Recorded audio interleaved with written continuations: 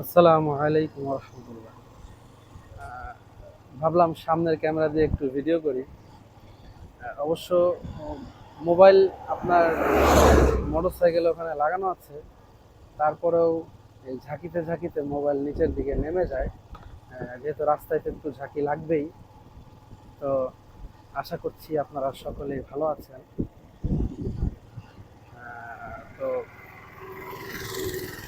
আসলে মহান আল্লাহ তাআলা তো এটা বলেই দিয়েছেন, তিনি আমাদেরকে দুনিয়াতে পাঠিয়েছেন শুধুমাত্র তার ইবাদত করার জন্য। এটা কিন্তু জানাই দিছে, এটা কিন্তু আমরা সকলেই জানি। আমরা প্রত্যেকটা যারা মুসলমান ঘরে জন্মগ্রহণ করেছি, হ্যাঁ, আমি নিজেকে মুসলমান বলে দাবি করছি, আমরা কিন্তু সকলেই এটা জানি যে আল্লাহ তাআলা ইবাদত করার জন্য আমাদেরকে পাঠিয়েছেন। তো ইবাদত বলতে কিন্তু সার্বিকভাবে আপনার অনেক জিনিস এর মধ্যে আছে। ঈমান গ্রহণের পর মানে সবচেয়ে বড় হুকুম আল্লাহ তাআলার হইল নামাজ। হ্যাঁ, আপনাকে আমাকে কিন্তু ৫ ওয়াক্ত নামাজ এটা পড়তেই হবে। এটা আপনি যে অবস্থায় থাকেন না কেন, আপনি যদি প্রথমত তো আপনাকে নামাজ ধরেন দাঁড়িয়ে পড়তে হবে। হ্যাঁ, মাসলা মাসাইল এগুলো তো সব শিখে নিতে হবে, এগুলো শেখাও ফরজ। সূরা কেরাত ঠিক করা, নামাজ আমি কিভাবে পড়বো সেটাও জানা, এটাও আপনার উপর আমার উপর ফরজ।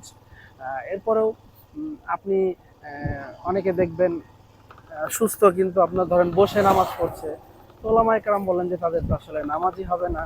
হাদিসে এটাও আসছে যে অনেক মানুষ সারা জীবন নামাজ পড়বে, কিন্তু হাশরের ময়দানে যায় দেখবে আসলে তার কোনো নামাজই নাই আমলনামায়।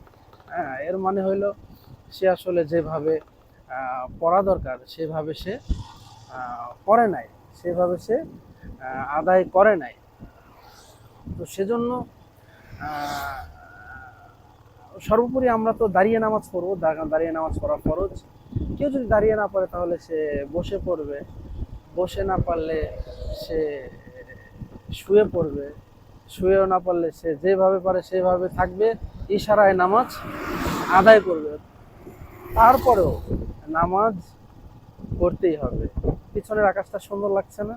হ্যাঁ, নামাজের পুরস্কার হলো আল্লাহ তাআলা জান্নাত রেখেছেন। হ্যাঁ, জান্নাতে আমাদেরকে নিবেন আল্লাহ তাআলা যদি আমরা নামাজের ব্যাপারে যত্নবান থাকি। পুল সিরাতও আমাদেরকে অতি দ্রুত অর্থাৎ বিজলির গতিতে পার করে দিবে, ঠিক আছে? কবর আযাবকে মাফ করে দিবে। হ্যাঁ, আমলনামা ডান হাতে দিয়ে দিবে। আর কোনো হিসাব নেবেন আল্লাহ তাআলা, হিসাব ছাড়াই আল্লাহ তাআলা জান্নাতে আমাদেরকে দিয়ে দিবেন। সুবহানাল্লাহ। তো আমরা নামাজ পড়বো ইনশাআল্লাহ। আল্লাহ তাআলা আমাদেরকে তৌফিক দিন। আমিন।